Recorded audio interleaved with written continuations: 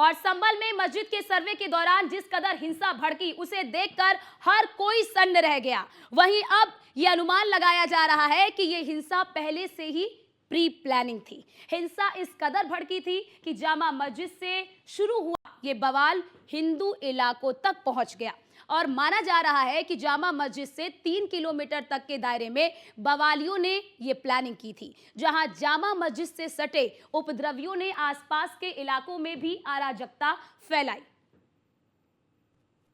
संभल की शाही मस्जिद के सर्वे के दौरान हुआ उपद्रवियों का तांडव केवल शाही मस्जिद तक ही सिमट कर नहीं रह गया, बल्कि वहां से तकरीबन 3 किलोमीटर दूर हिंदूपुरा खेड़ा भी इलाके में भी आकर पहुंच गया। यह इस वक्त मैं हिंदूपुरा खेड़ा इलाके में मौजूद हूं, जहां की तस्वीरें हम सीधा न्यूज़ वन इंडिया पर आपको एक्सक्लूसिव दिखा रहे हैं कि यहां पर जो है हालात जो है वो जो के क्यों बने हुए हैं। यहाँ पर अगर देखा जाए तो जो मेडिकल स्टोर है वो तो ज़रूर खुला हुआ है, लेकिन बाकी दुकानें पूरी तरह से बंद हैं। दरअसल जब ये पूरा का पूरा उपद्रवियों ने शाही जामा मस्जिद पर तांडव शुरू किया और तकरीबन 4 से 5 घंटे तक लगातार उपद्रवी पुलिस प्रशासन के ऊपर फायरिंग करते रहे, पथराव करते रहे और उसके अलावा जो भीड़ थी अराजक होती चली गई और बेकाबू होती चली गई और उस भीड़ ने उसके बाद में रुख किया हिंदूपुरा खेड़ा इलाके का, जो तकरीबन शाही जामा मस्जिद से 3 किलोमीटर की दूरी पर है। आप अंदाज़ा लगा सकते हैं कि किस तरह का खौफ और यहाँ पर है। तो जो यहाँ पर एक मस्जिद है उस मस्जिद की तस्वीर मैं आपको दिखा रहा हूँ कि यहाँ पर ताला लटका हुआ है, यानी कि कुल मिलाकर जो लोग हैं यहाँ के वो भी खौफ के साए में हैं और दहशत के साए में हैं। नाम तो इसका हिंदूपुरा खेड़ा इलाका है, लेकिन यहाँ पर जो आबादी है वो मुस्लिम बाहुल्य आबादी है और इसी वजह से जो यहाँ की तमाम तस्वीरें हैं वो अभी तक किसी के सामने नहीं आई है। सबसे पहले न्यूज़ वन इंडिया यहाँ पर पहुँचा है हिंदूपुरा खेड़ा इलाके में, जहाँ पर ये बवाल जो था शाही जामा मस्जिद के बाद वो निकला है। इसलिए लगातार ये पेट्रोलिंग हो रही है, लगातार पुलिस प्रशासन और जो टीमें हैं वो लगातार यहाँ पर फ्लैग मार्च कर रही हैं। आप एक्सक्लूसिव तस्वीरें देख सकते हैं। ये इस वक्त जो है हिंदूपुरा खेड़ा इलाके के पास से गुजरते हुए ये वज्र वाहन जो दंगा नियंत्रण वाहन है उसके साथ साथ जो पुलिस प्रशासन के आला अधिकारी हैं वो सभी इन गाड़ियों के जरिए फ्लैग मार्च कर रहे हैं ताकि जो सुरक्षा व्यवस्था है वो पूरी तरह से बनी रहे। इसके साथ ही साथ मैं आपको ये भी दिखाऊंगा कि नखासा जो दूसरा इलाका है जो तकरीबन 2 किलोमीटर पड़ता है शाही जामा मस्जिद से, नखासा में भी पथराव हुआ था और पथराव होने के बाद में वहाँ स्थिति को सामान्य करने की कोशिश की गई थी। वहाँ पर पुलिस और पब्लिक के बीच में झड़प हुई थी और उसके बाद में पथराव हुआ था, लेकिन वहाँ पर भी शांति व्यवस्था को बहाल करने की कोशिश की गई थी और शांति व्यवस्था को बहाल किया गया था। इक्का दुक्का लोग यहाँ से निकल रहे हैं। मेडिकल स्टोर यहाँ पर है जो यहाँ पर सबसे ज़्यादा ज़रूरत की चीज़ें होती हैं, इसलिए मेडिकल स्टोर यहाँ पर खुला है, बाकी दुकानें सब बंद हैं। क्या नाम है साहब आपका? मोहम्मद अफाक। अफाक साहब ये बताइए कि कल हाँ मेडिकल बनता हाँ बिल्कुल बनता। आज आज आज खुला है, स्थिति सामान्य हो रही है। हाँ सामान्य सफाई चल रही है, बस खाली ये भी सेक्टर। अच्छा अफाक साहब एक बात बताइए कि कल जब जिस वक्त ये हादसा हुआ तो यहाँ पर भी कुछ लोग पहुँचे थे? पता नहीं सर, हमें सब बंद था, हमें तो बंद था, हमने सुबह बंद कर दिया था, चक्कर में खुला ही ना था। अच्छा एक बात बताइए आप यहीं के रहने वाले हैं? नहीं, मैं तो थोड़ी दूर से आया हूँ। कहाँ से आए आप? मैं दूसरे मोहल्ले से आया हूँ। कौन से मोहल्ले से? ये रुकनुद्दीन सराय से अंदर से। तो जो कल हालात यहाँ पर बने थे उसके बाद में जो एक डर और दहशत का माहौल था यहाँ, जब मैं यहाँ पे नहीं था, मैं ड्यूटी पे था, BLO की ड्यूटी थी मेरी गांव में, तो मैं वहीं पर था। क्या सूचना आपको मिली? हमें तो यही सूचना मिली थी कि वहाँ पर कुछ पथराव वथराव हो गया, पुलिस ने गोली वोली चला दी, बस हम तो अपने वहीं ड्यूटी पर थे, हमें नहीं पता। तो यहाँ पर जो है तमाम स्थितियाँ सबके सामने हैं, लेकिन अभी कोई भी कुछ भी कहने के लिए तैयार नहीं है। दूसरी तस्वीर जो आप न्यूज़ वन इंडिया पर एक्सक्लूसिव देख रहे हैं कि कहीं ना कहीं संभल के लोगों में अब एक डर और दहशत का माहौल आ गया है।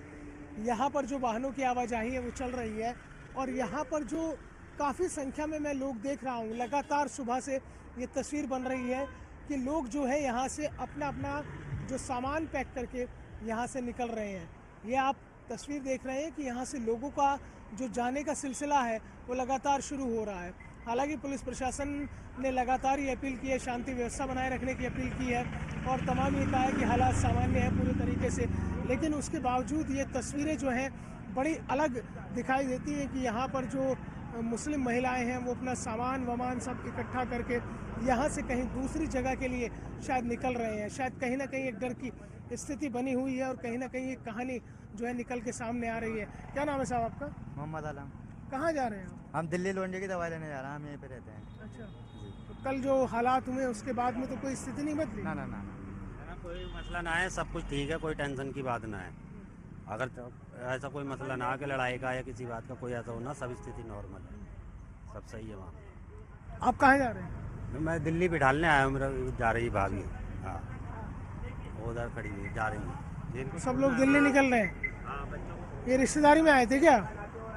ये रिश्तेदारी में आए थे क्या? नहीं, घर है ना अपना, वहाँ भी रहते हैं, अपना घर है वहाँ भी दिल्ली में। अच्छा, दिल्ली में रहते हैं। हाँ, तो ये सारा सामान वामान इकट्ठा करके जा रहे हैं। जाएंगे तो सामान से लेके जाएंगे, सामान चाहिए नहीं। जो नहीं, जो बवाल हुआ उसके बाद तो कोई दिक्कत नहीं नहीं, ऐसा कोई प्रॉब्लम ना है, सब शांति है, कोई बड़ी बात ना है। हाँ, ये बताइएगा शादी वादी ठीक ठाक निमट गई? हाँ, शादी बहुत अच्छी निमट गई। अच्छा, और जो अब ये हुआ यहाँ पर संभल में, कभी सुना था? कभी आपकी तो बड़ी उम्र हो गई होगी अम्मा? ना, हमने ना सुना, हम दिल्ली में ही रहे। वो संभाल दिल्ली में रहे, शादी में आए थे बस। तो शादी कब की थी? परसों थी शादी। अच्छा, कल वो थी विदाई। अच्छा, हाँ, कल ये बवाल हो गया। कल ये जाते हाथ के हाथ ही, आगे कैसे जाते। अब जा रहे हैं, साथ खैर के पहुँचे। हाँ, तो अब ये है कि साथ खैरियत के साथ निकल जाए। हाँ, निकल जाए सही। हाँ, तो यानी कि ठीक है कि जो यहाँ पर देखिए शादी का माहौल भी चल रहा है, तो इस तरह से जो दूर दराज से मेहमान आए हुए थे, क्योंकि जैसे ही हल्का सा माहौल जो सामान्य हुआ है उसके बाद जो है उन्होंने अपने अपने घरों के लिए निकलना शुरू कर दिया है। लेकिन कुल मिलाकर इतना ज़रूर है कि संभल में जो स्थिति है वो नियंत्रण में ज़रूर हो गई है, लेकिन कुछ कुछ इलाकों में भी अभी भी स्थिति तनावपूर्ण बनी हुई है। हिंदू खेड़ा में भी लगभग जो तमाम भीड़ थी वो वहाँ पर पहुँची थी और सबसे पहले इसी जगह पर जो स्पॉट नंबर 2 पे मैं खड़ा हुआ हूँ, यहाँ पर तकरीबन शाही जामा मस्जिद से तकरीबन 2 किलोमीटर की दूरी है और 2 किलोमीटर की दूरी पर इसी नखासा पर भी यहाँ पर पुलिस से लगातार जो उपद्रवी थे उनकी यहाँ झड़प हुई, नोकझोंक हुई और उसके बाद यहाँ पर भी पथराव हुआ था। और पथराव होने के बाद में जो पुलिस प्रशासन के आला अधिकारी थे उन्होंने जो पूरी स्थिति से उसे कंट्रोल करने की कोशिश की थी। लेकिन सवाल इस बात का है, चूँकि हिंदू खेड़ा और दूसरा जो नखासा है ये